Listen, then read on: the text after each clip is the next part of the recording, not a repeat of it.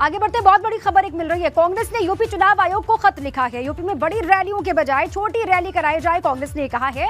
सभी दलों की बड़ी रैलियों को निरस्त किया जाए, कांग्रेस ने यह खत लिखा है। आपको बता रहे चुनाव आयोग को अब यह कहा गया कि उत्तर प्रदेश में बड़ी रैलियों के बजाय छोटी रैली करवाई जाए। सभी दलों की बड़ी रैलियों को निरस्त करने की मांग की गई है कांग्रेस की तरफ से।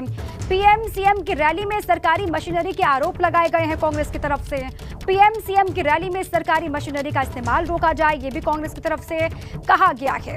ये बड़ी खबर आपको बता रहे हैं। जिस तरीके से कोविड का दायरा बढ़ रहा है, ओमिक्रॉन के नए नए मामले यहां से रोज निकल करके सामने आ रहे हैं, बहुत बड़ी संख्या में मरीज मिल रहे हैं, इसीलिए कांग्रेस की चिंता दिखाई दे रही है। कांग्रेस ने यूपी चुनाव आयोग को खत लिखा है। यूपी में बड़ी रैलियों के बजाय छोटी रैली कराई जाए, ये कहा गया है चुनाव आयोग से। और साथ ही ये भी कहा गया कि सभी दल, उसमें एक भाजपा भी शामिल है, समाजवादी पार्टी, बसपा, सभी पार्टियों की जो बड़ी रैलियां होनी है उनको निरस्त करने की मांग की गई है।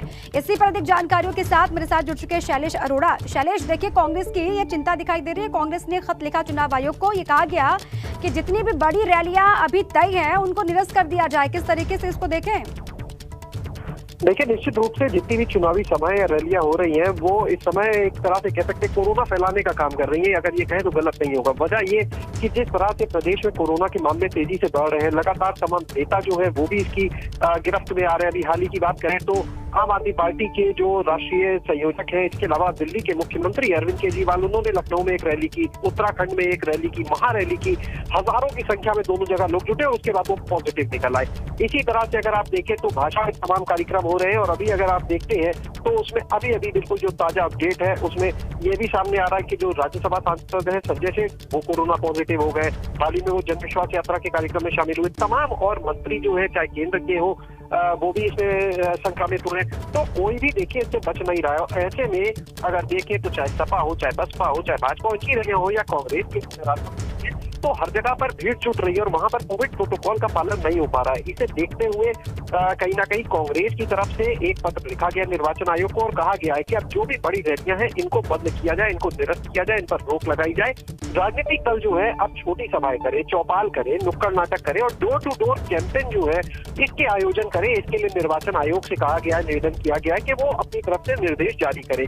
इसके अलावा पंचायत चुनाव जब हुए थे, देखिए वो दौर किसी को अभी भी भूला नहीं है। पंचायत चुनाव के दौरान तमाम लोग जो ड्यूटी पर लगे थे वो कोरोना संक्रमित हुए, तमाम मौतें भी हुई थी। सरकार को आर्थिक सहायता भी देने का ऐलान करना पड़ा, तो वो भी जिक्र किया गया है इस पत्र में कि कितनी मौतें हुई उस दौरान, इस चुनाव के दौरान। तो अब आगे देखिए विधानसभा के जो चुनाव है पूरी तरह से आप अगर देखें तो चाहे सुरक्षा कर्मी हो, चुनाव ड्यूटी पर कर्मचारियों लगेंगे, जनता बाहर निकलेगी। ऐसे में निश्चित रूप से एक बहुत ही गंभीर विषय ये हो जाता है और इसी को देखते हुए कांग्रेस की तरफ से पत्र लिखा गया। बिल्कुल शैलेश, और हालांकि ये कदम तो पहले ही उठा लेना चाहिए था या फिर इस तरीके से पहले ही मांग हो जानी चाहिए थी, लेकिन देर आई दुरुस्त आए। लेकिन जो इनिशिएट कांग्रेस ने किया है शैलेश, अब वो हर पार्टी को अपनी अपनी तरफ से आगे आकर के खुद ही अपनी रैलियों पर पाबंदी लगानी चाहिए। जिस तरीके के हालात बन रहे हैं यूपी में, ऐसे में सभी की जिम्मेदारी भी बन जाती है।